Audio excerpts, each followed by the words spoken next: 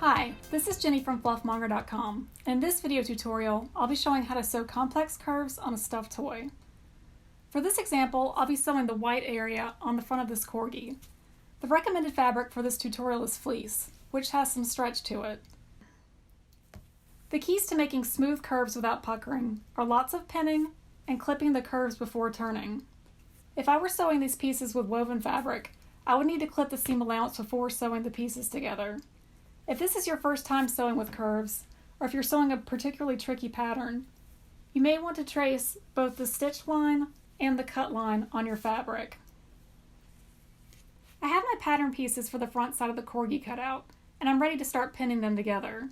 I like to use a combination of pins perpendicular and parallel to the edge of the fabric. I find this helps prevent shifting when sewing with fabrics with nap, like fleece. A walking foot is also helpful if you have one. I'm going to start with a perpendicular pin at the start and end of my seam.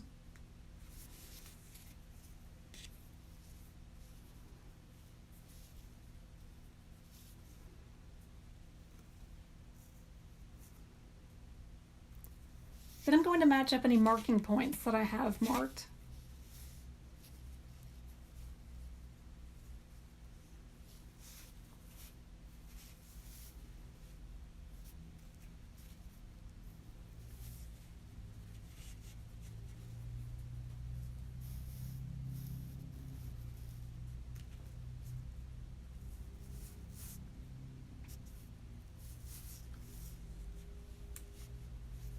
I'm going to use parallel pins along the straighter areas.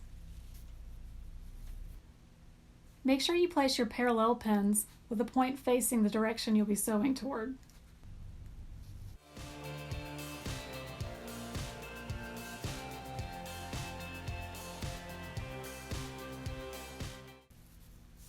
And then I'm going to use lots of perpendicular pins around the curves.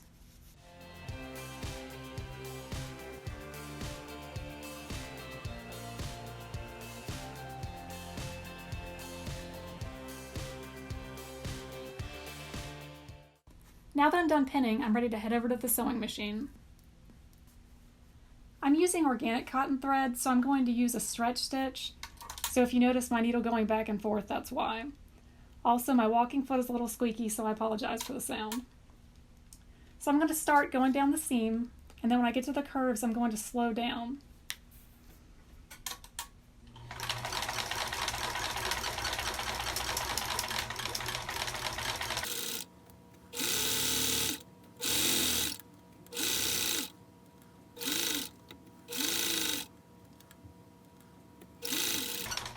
Okay, so now that I'm getting to the curves, I'm going to pivot, but you need to make sure that your needle is all the way down inside the fabric.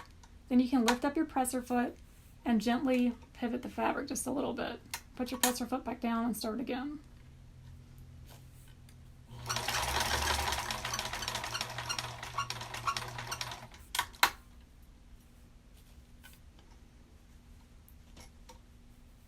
You also kind of want to push the fabric to the side. So I'm just kind of straightening it around and flattening it out to make sure there won't be any puckers underneath.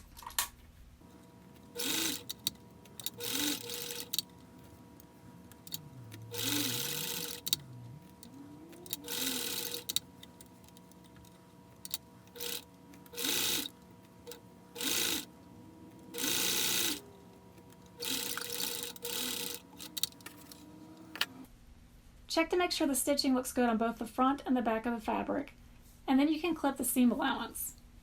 On convex curves that go out, you want to notch the seam allowance, and on concave curves that go in, you'll want to snip. And that's all there is to sewing complex curves. You can find the free pattern and tutorial for this corgi on my website. I provided a link in the comments. If you enjoyed this video, be sure to hit the like button and subscribe to my YouTube channel. You can find me and my fluffy friends at fluffmonger.com and on social media.